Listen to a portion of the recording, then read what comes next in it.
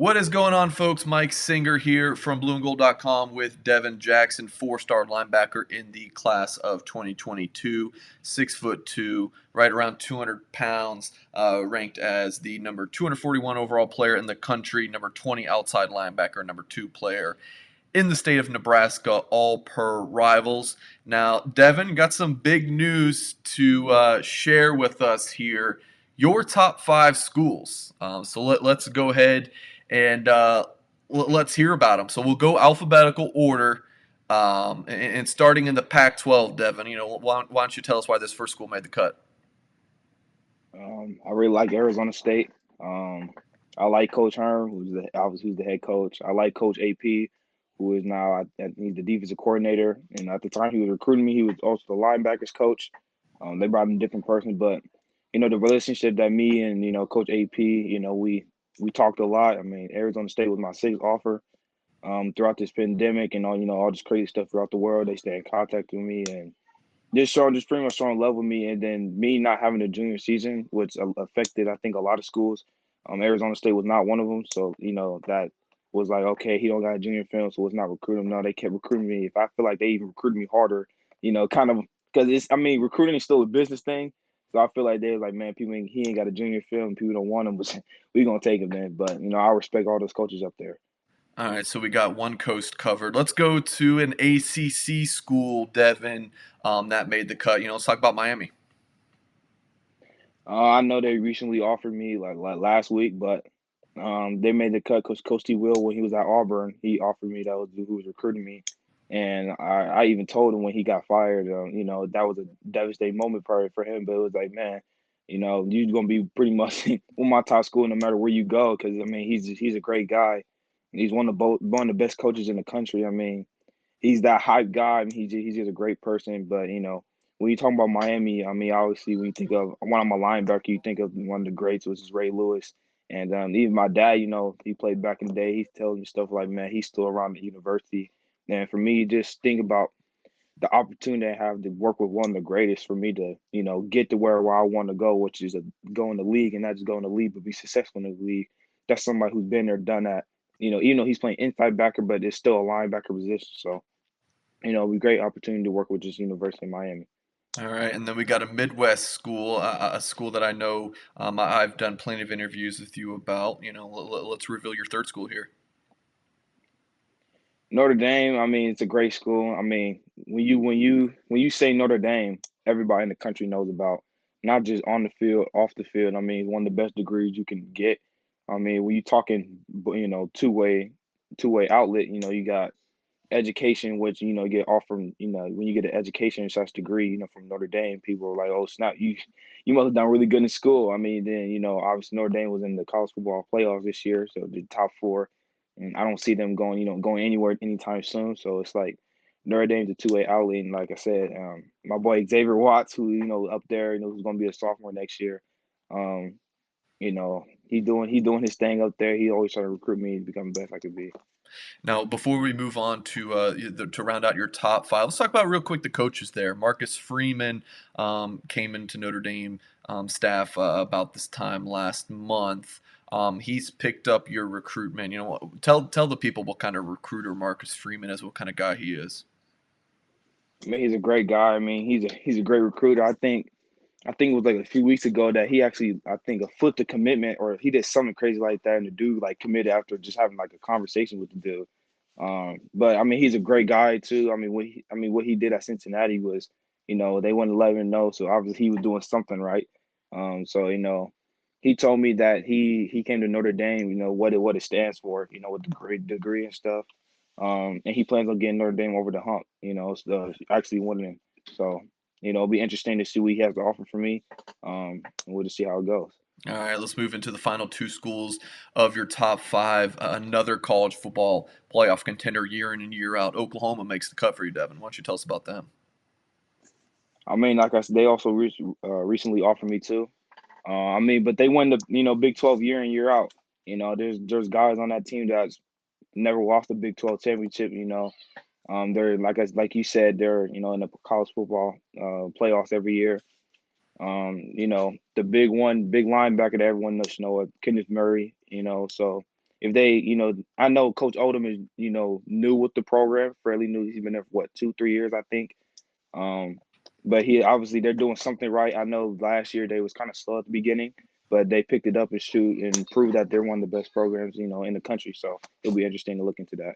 And the last school here from the state of Texas and in the SEC. Tell us about Texas A&M. Why'd they make your top five? They've been on you for a long time.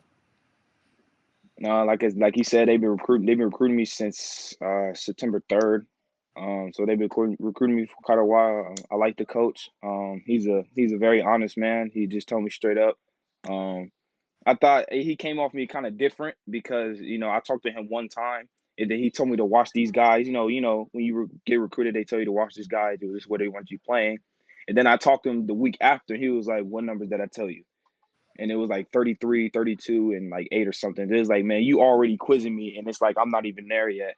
So it's like to playing your defense, you have to know what you're doing. He's not just going to throw you out there and looking lost. Could cost you a game. So that's what I like about him.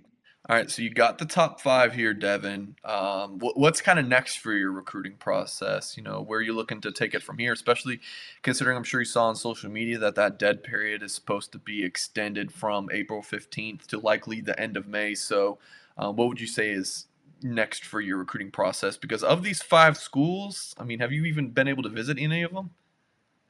No, I have not. Yeah. So what are you kind Um, of looking to do next here? like I said, I mean, there's not really much I can do because I mean, let's be honest, not really any of those schools are close to where I'm at. I think Notre Dame and Oklahoma are the closest ones, but that's not really close. But all I can do is just really just let my gut just trust my gut and on this sit on it, think about it. But take virtual visits. Obviously it's nowhere near the same, but that's the best I can do. Like I said, I just gotta, and I chose these five schools because I had the best feeling about all five of these schools. So Gotcha. So are you kind of thinking like, man, I might be able to commit without a visit, or is it no matter what, I'm going to try to visit at least a couple of these schools? Are you kind of somewhere like, I'm just taking it day by day. I'll figure it out as I go along. Where are you at? it's kind of day by day, but like I said, if I can't absolutely can't take a visit, it will stink, but like I said, I'll just go with my gut feeling. But I would like to take a visit. If I have to wait until next spring, maybe, and I know that's way past signing day, but I'll wait if I have to. I mean, you see some guys in the class of 2021 who still haven't signed anywhere because they're just like, man, I gotta take a visit, and I'm putting my foot down on it. But that's kind of how I'm feeling. But like I said, it's day by day.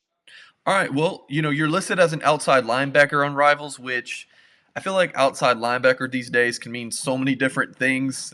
So let's pop on your sophomore tape because you did not have that a junior season like you had mentioned earlier. So let's pop on your film. And your first play here, Devin, is or this is actually your second one. I just didn't want to have two kickoff plays, but look at you running down the sideline, kind of showing off that speed. So you come off the edge. You also will play some linebacker, and I believe you're being recruited there as well as for the next level. So, what are all the positions you can play? What are you being recruited at? I'm getting recruited as a linebacker necessarily. Like there's some schools that want me outside linebacker. There's even some schools like Oklahoma is actually recruiting me as a Mike linebacker. Because when they think of outside linebackers, they're thinking of like 6'4", 240, 250. Obviously, I'm not that big, but so I play defense. Wherever the coach wants me, I'm gonna play the position. Like Notre Dame's recruiting me as a rover because they I'm one of the fastest on the field at all times. So to me, it really doesn't matter. I play defense. Now, I'm not 100% sure where Omaha is at specifically with potential for a spring season, but whenever you do get back on the field, what will college football fans be seeing that's different? Because again, this is fall 2019 film, and it's currently February 2021, so you're a lot different of a football player now. So what are you what are some specifics? Like how much bigger are you now than what people are seeing here?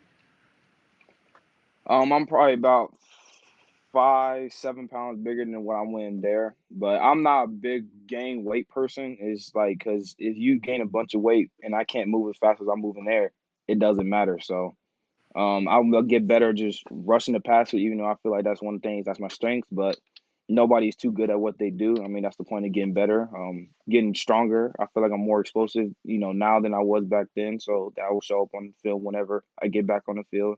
Um, Playing in open space, so like covering slot receivers and tight end, which I feel like I've done way better, this extended off season. So I can't wait to, show that. Just prove that I'm just an athlete and just one of the best defensive players. And you even play a little offense too, right? Yes, sir. So you're going to be catching touchdowns? Yes, sir. So I was actually gonna play receiver this year and show, pretty much the nation that I'm not, I'm listed as a quote unquote outside linebacker. Like I am an athlete, I'm a football player. So I make, football players, playmakers make plays. So that's what I was planning on doing. But, I guess till next year. So are you guys not having a spring season then in Omaha? No, they canceled it because I feel like it was kind of a slap in the face for most of our players because we got 2 weeks of practice or something like that, then 3 games. And to us top players, I feel like that was a slap in our face. So most of us were just gonna do our spring sport anyway. Gotcha. All right. Well, that's Devon Jackson. Again, let's pop up the top five there: Arizona State, Miami, Notre Dame, Oklahoma, and Texas A&M. Devon, really appreciate you joining us and talking about your top group. Appreciate you, boss.